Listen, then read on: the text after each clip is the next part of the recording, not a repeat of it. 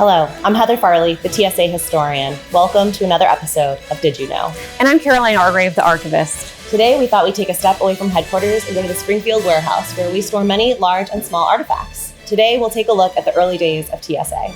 So let's dust off these crates and see what's inside.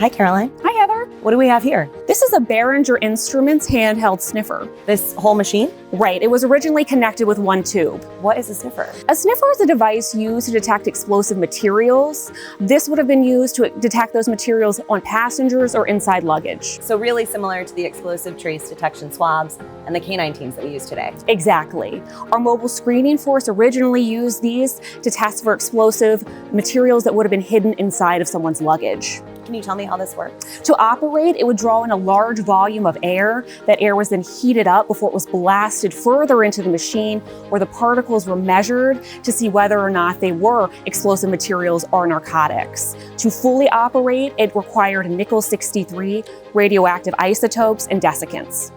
It's a cool device. I think I might prefer our four-legged version. Me too.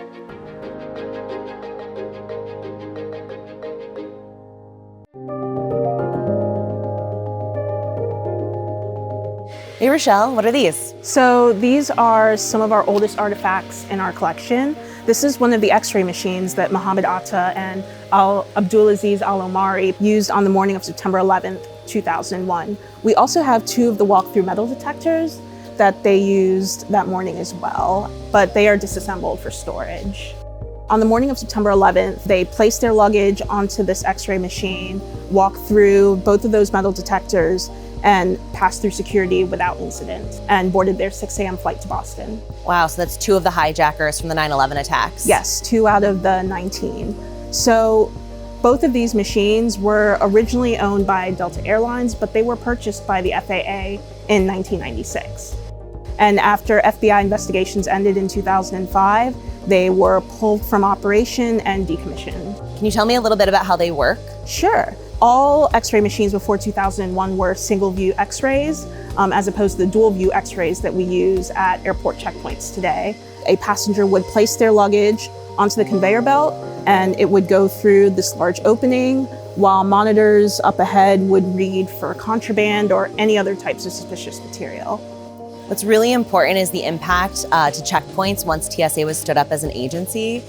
So once TSA was established, we were modernizing the technology and using a federal screening workforce following a standard operating procedure to really increase that level of security. We partnered with our international governments, international stakeholders to really raise the bar on security. We saw a drastic drop in the number of attacks since the events of September 11th. And it's also important to note that these attacks usually come from non-US airports with lower levels of checkpoint security. So it's great to see that TSA has had such a big impact on security checkpoints worldwide. Yeah, that's great. Thank you so much for sharing these with us today. Yeah, no problem. In front of us, we have a handheld X-ray detector, and Amber, our associate historian, is here to tell us a little bit more about how it was used. Thanks, Heather. So one of the TSA's main priorities was to not only stop terrorist entities from boarding an aircraft, but also stopping explosive devices from getting on as well. In fact, there were several attempts of breaching our systems early on, such as the shoe bomb, the underwear bomb, and the cargo bomb attempt. And so as a result, a device such as this was therefore extremely important to maintaining and testing our security technology. This was also important because it allowed us to scan our cargo and large containments for explosive materials as well as radiation. For the user, they would have a little wand connected to this end of the device, and what they would do, they would wave it around the package, the cargo, or the machine. The device would light up or make a beeping sound to detect something that they were looking for. And so this was important because for TSA screening checkpoints, they needed to make sure that there were no radiation leaks on the checkpoint equipment.